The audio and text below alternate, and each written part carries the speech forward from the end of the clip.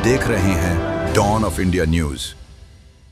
नमस्कार, आप देख रहे हैं डॉन ऑफ इंडिया न्यूज। मैं हूं आपके साथ शिखा शुक्ला। इस वक्त की बड़ी खबर आ रही है।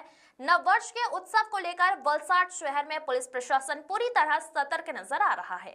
31 दिसंबर और नववर्ष समारोह के मद्देनजर शहर के सभी प्रमुख प्रवेश द्वारों पर विशेष सुरक्षा व्यवस्था की गई है।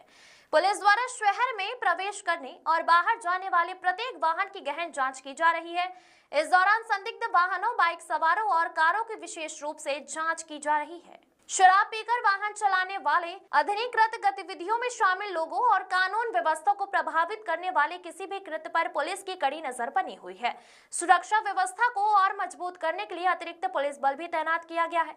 पुलिस प्रशासन का उद्देश्य है कि 31 दिसंबर और नववर्ष के दौरान शहर में शांति और सुरक्षा बनाए रखना है, ताकि नागरिक बिना किसी भय के उत्सव मना सके। साथ ही पुलिस ने आम नागरिकों से अपील की है कि वो जांच के दौरान सहयोग करें और नियमों का पालन करें। वलसाड पुलिस ने साफ किया है कि नियमों का उल्लंघन करने वालों के खिलाफ सख्त कार्रवाई की जाएगी।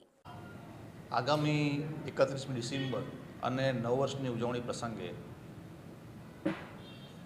વલસાડ જિલ્લાની અંદર કાયદો વ્યવસ્થાની પરિસ્થિતિ જળવાઈ રહે અને લોકો જે છે એ નવા વર્ષની ઉજવણીના આનંદના અતિરેકમાં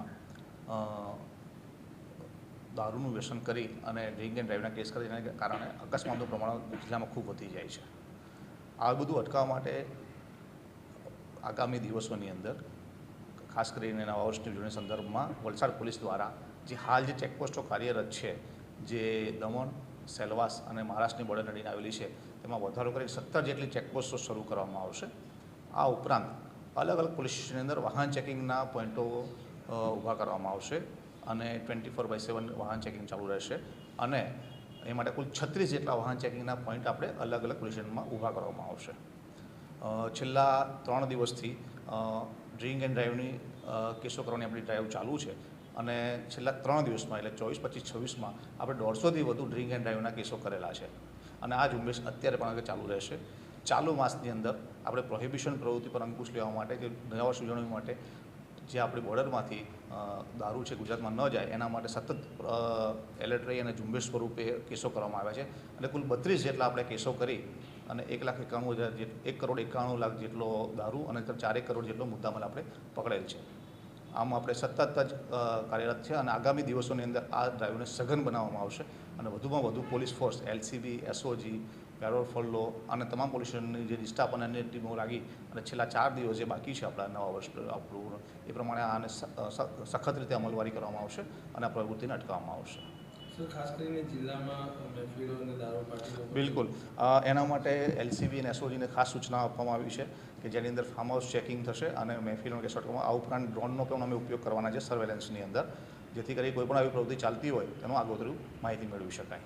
સર, દર વર્ષની જેમ આ વર્ષે જે દમણથી જે ગુજરાતમાં આવે છે, સેલવાસથી ગુજરાતમાં આવે છે, 31ના દિવસે દારૂ પીને તેઓના માટે બિલકુલ મેં તમને વાત તો કરી ને કે અલગ અલગ 36 જેટલા વાહન ચેકિંગના પણ એના માટે જ ઊભા કરવામાં આવ્યા છે।